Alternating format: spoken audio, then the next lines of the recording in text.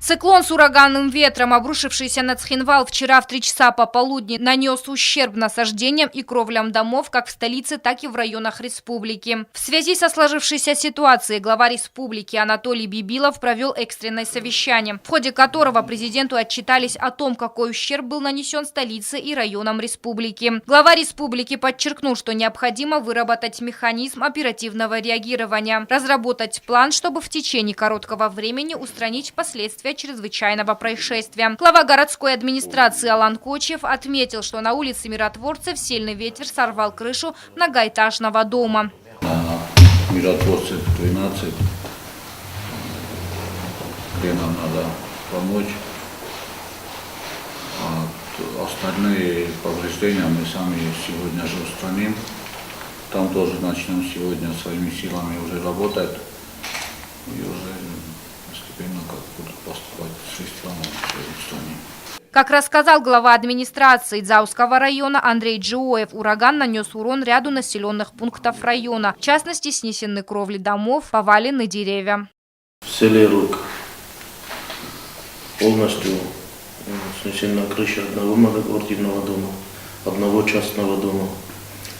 Второй многоквартирный дом, какая часть кровли осталась, где-то по подсчетам специалистов 60% требует восстановления, полного восстановления. Жилой дом снесен, тоже крыша полностью снесена. Куцевский сельский совет, там всего пострадало 19 домов, Тондовецкий сельский совет. Крыша у 3 жилых домов. В самом поселке частично пострадало 23 дома, но поселковая администрация, как мне сегодня своими силами они им помогут, то есть там незначительные разрушения, а на 2 дома нам потребуется оказать помощь. Выслушав отчеты от глав администрации, президент Анатолий Бибилов поручил еще раз полностью посчитать убытки и определить, сколько необходимо финансовых средств на то, чтобы устранить результаты урагана. Я попросил, Юрий Георгиевич, чтобы завтра в понедельник вы обсудили эту сумму и вышли уже на то, сколько необходимо финансовых средств для устранения последствий вот этой грозы. Аза Константиновна, я вас прошу изыскать средства, наверное, это будет с фонда правительства для того, чтобы устранить эти разрушения. По устранению здесь министр МЧС, если необходимо привлечь сотрудников МЧС, в данном случае в Ижевском районе, пожарно-спасательную часть, есть у них техника, есть у них оборудование.